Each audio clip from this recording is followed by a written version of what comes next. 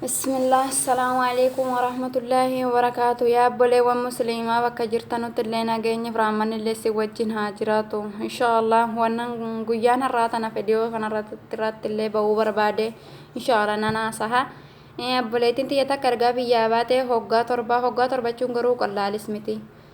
المونشيتي في هذا الشيء اللي كانوا بهمت تجراني والله لازم هادو في أمنا ماتي جس بيتني المونو في سمو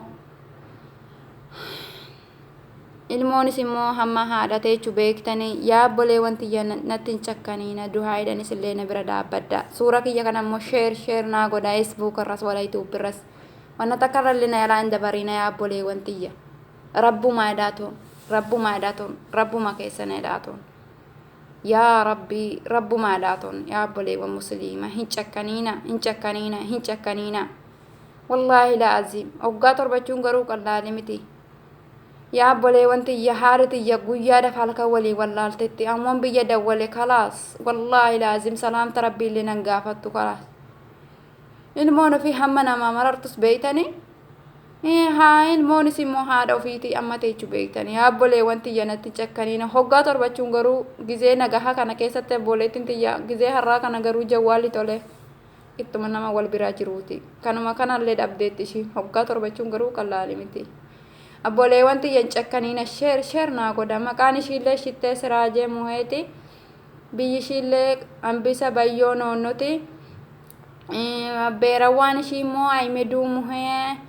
aliyyuu muhee asan muheeti obboleessi ishiis immoo abbee siraajee tahay siraajee maammee siraajee warqee siraajeeti yaa abboleewwan tiyya warri nu beeytan okonaniin agartan ta'a yaa rabbi yaa allah jabaasanii suma innumti naa gargaaru abboleewwan tiyyan cakkaniinaallee sheer naa godha wallaahi laazim hin cakkaniina amaana sinirra ol kaawwadheera warri suuran kiyya kun irra gee warra irra na yalaa dabare amaana sinirra ol kaawwadheera sheer naa godha inshaallah quxuriis immoo irratti siniif hin bareessa assalaamu alaikum warahmatullaahi wabarakaatu